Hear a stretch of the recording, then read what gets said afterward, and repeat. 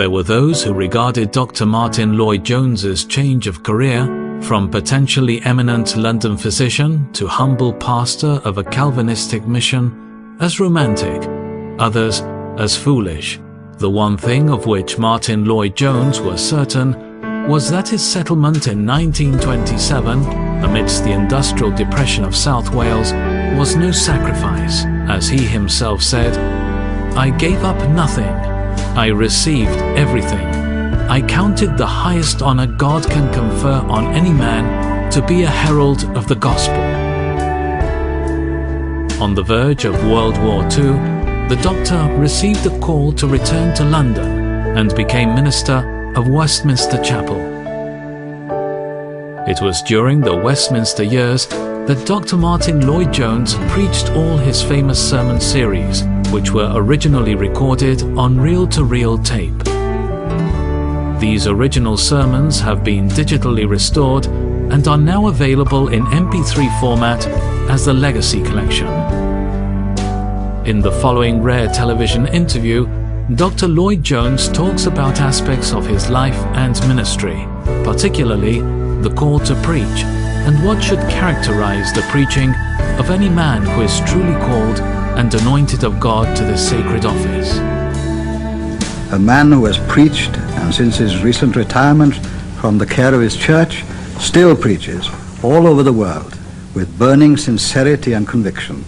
And he is Dr. Martyn Lloyd-Jones. Now, Dr. Martyn Lloyd-Jones, you've been about 40 years in the ministry, and before that you were a physician on the threshold of a very successful career. Now, what made you change course? Well, of course, that's a question one can't answer in a few words. It was nothing sudden or dramatic. It was a process which went on really for several years, but particularly for the last 18 months before I left medicine and became a minister of the gospel. What do you believe would make a successful preacher? Had you those qualities? Did you feel in yourself that you had the qualities that would make a successful preacher? I really was never concerned about that. My concern was with what needed to be preached. And it was this burning conviction as to the message needed that drove me on. I've sometimes told people of a story which will help to answer your question, how, having taken my decision to go into the church and to preach, someone very near to me was walking with me one night and asked me the question, how do you know that you'll be able to preach? You know what you can do as a doctor, why not go on with that and exercise Christian influence? What if you find suddenly that you can't preach? Well, I'd only tried preaching about 3 times in very small places, and the only answer I could give was this: I know what I want to preach and what I think must be preached, and I have a feeling somehow that I'll be able to say it. Did anything happen during your childhood days which predisposed you towards a career in the ministry? Well, the one big thing, of course, was that I very nearly lost my life at the age of 10. Our home, somehow or other, went on fire, and my brother and myself and my father, my mother was away from home, we very nearly lost our lives in the fire. We just escaped, and I, ever since then, had some peculiar feeling and sensation that I was called to do something in this world with respect to mankind. I'll put it as generally as that. It first came to me in the form of medicine, and then, as I said, it turned to the other. Now, your father, I understand, was a radical. He was a follower of R.J. Campbell and a politician. Now, it seems to me that there's been a reaction against this in your life. He was against the piety of Methodism, for instance. Now, would you say that you've reacted violently against your father's views? No, far from it. My father's influence on me was one of the greatest of all, because of his sincerity and his honesty. Now, what he reacted against, I've always reacted against, was the degeneration of true Methodism. By our time, the fire had gone, and it was. It wasn't a true Puritanism, it was a false Puritanism. It was a preaching of morality without any gospel.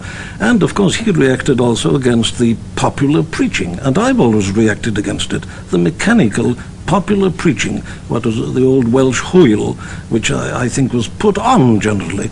Now he reacted against that, so did I, but we reacted in different ways only in this sense, that he turned to people like R.J. Campbell and the then New Theology, and I turned back to the message that was preached by the Methodist fathers, and which I maintain is the message of the church throughout the centuries. It's a coincidence perhaps, but when the booklet on called The Fundamentals, I think, which gave the name fundamentalist to that group who believe in that way, there's a coincidence that among them there were, in the first booklet published, Dr. Campbell Morgan, and also a man described as an eminent physician. Now, are you a fundamentalist? Well, I, like many others, I don't like the term. I prefer to call myself a conservative evangelical. That is very largely because of the abuse of the term, I think, in the United States. But I am a conservative evangelical, as Dr. Campbell Morgan himself was, and as most of those men who wrote the contributions to that symposium you're talking about were. What would you say the difference between yourself and the people who call themselves fundamentalists is?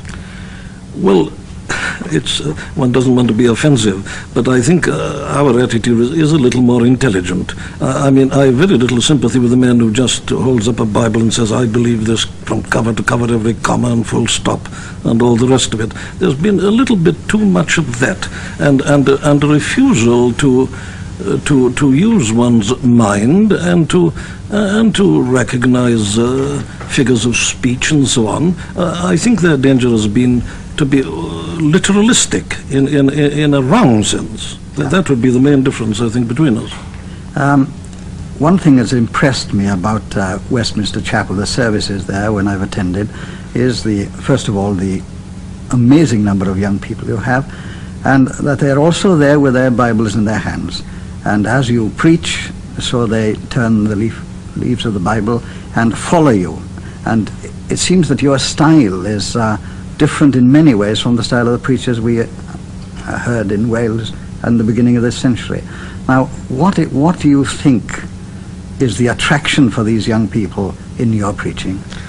Well, I would say that what appeals to them is the note of authority, and that isn't anything in me. It's that I am an expositor of the scriptures. I don't believe it's the preacher's function to stand up and voice his own opinions and theories and ideas, but to expound and to bring out the message of the Bible. And I think it's this, and one does this in as reasoning and as logical a manner as one can, to show the inevitability of the conclusion. And I think that young people today are looking for authority. They're bewildered and they're confused, and they want something certain.